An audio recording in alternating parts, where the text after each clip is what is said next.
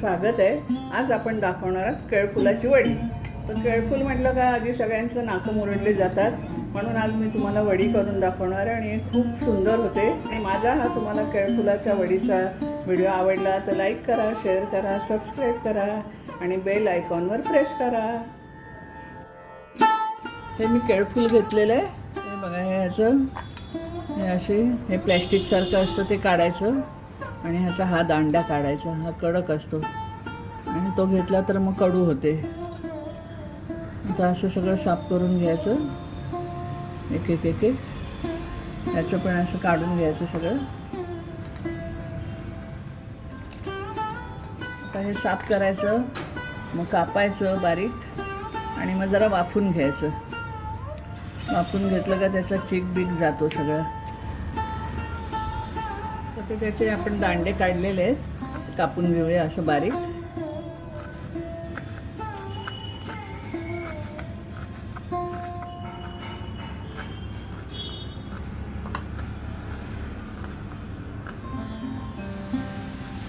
आणि लगेच मिठाच्या पाण्यात टाकायचं, म्हणजे ते काळं नाही पडत जास्त. आणि वाफून घ्यायचं. अशा रीतीने हे सगळं करून घेते, साफ करून कापून आणि वाफून पण घेते. चला आता मी हे पूर्ण कापून घेते. आता हे केळफूल मी बारीक कापून घेतलं आणि बघा वाफायला ठेवलेलं आहे. आता हे वाफून घेते 5-7 मिनटं आपलं चांगलं. तर आता हे आपलं केळफूल वाफून घेतले आणि त्यातलं मी पाणी साफ पिळून काढलेलं आहे. आता त्यामध्ये आपण टाकूया 4-5 चमचे बेसन. ही डाळ मी घरी म्हणजे भाजून दळलेली आहे. डाळ टाकते मी आधी, लागला तर टाकू आपण. आणि 2 चमचे हे तांदळाचं पीठ टाकून घेऊया. हे हिंग आणि हळद पाव चमचा. आलं लसणाची जराशी पेस्ट घेतली मी. हे मिरची पावडर, किचन किंग मसाला आणि जिरा आणि धणा पावडर ह्या चमच्याने घेतलं, 1-1 चमचा. हे टाकूया आपण 2 चमचे.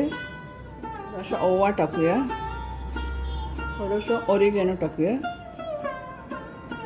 हे तुमचं नाही टाकलं तरी चालतं, पण माझ्याकडे आहे म्हणून मी टाकते. आणि हे आपलं चिंचेचा कोळ आणि गूळ असं मी एकत्र करून ठेवले. असं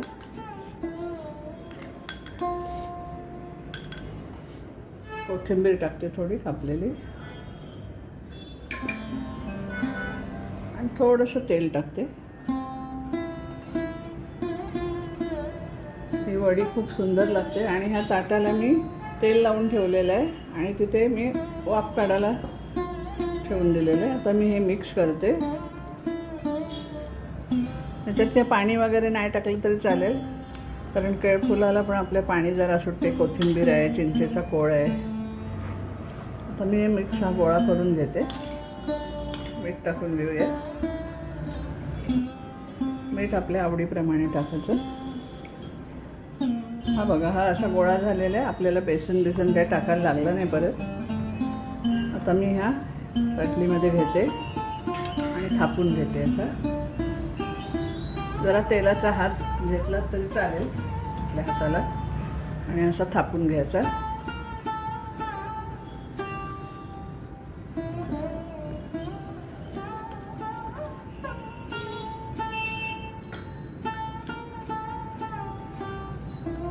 कडा वगैरे नीट लावून घ्यायचा.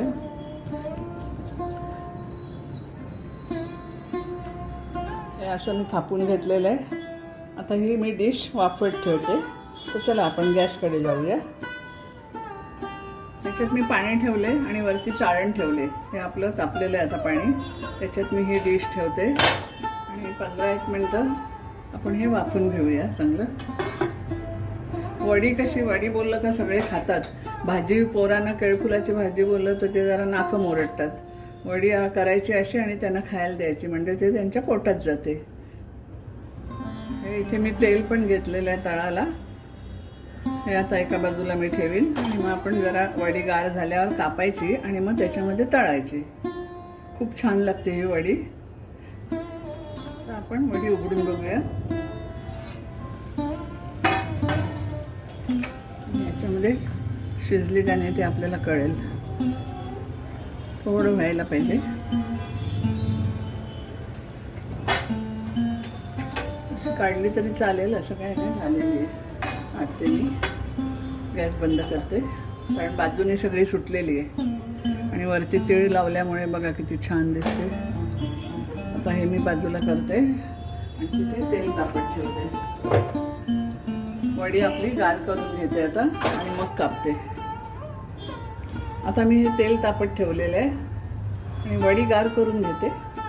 आणि माझा हा तुम्हाला वडीचा व्हिडिओ आवडला तर लाईक करा, शेअर करा, सबस्क्राईब करा आणि हो, बेल आयकॉनवर क्लिक करा, म्हणजे माझे नवीन नवीन व्हिडिओ तुम्हाला येतील. तर चला आता आपण वडी कापून घेऊया. जरा गार होऊ दे. हे असे मी चौकोनी तुकडे करून घेतलेले आहेत. हे बघा मस्त सुटलेले आहेत आणि झालेली आहे आपली वडी पूर्ण.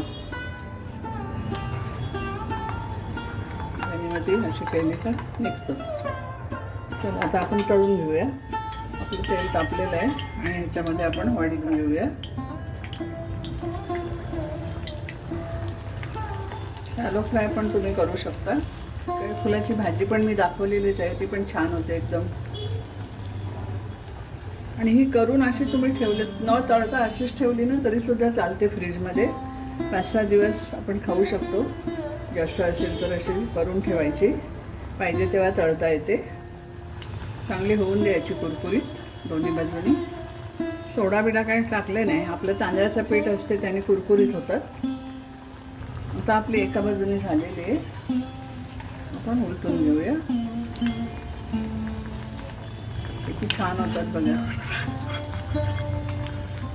मी उरणला गेले, एका मुलीकडनं हे केळफुल आणते. तिच्या इथे झाडं आहेत ना, त्याच्यामुळे मला केळफुल मिळते तिच्याकडनं. हे आता सगळे आपण उलटून घेतलेले.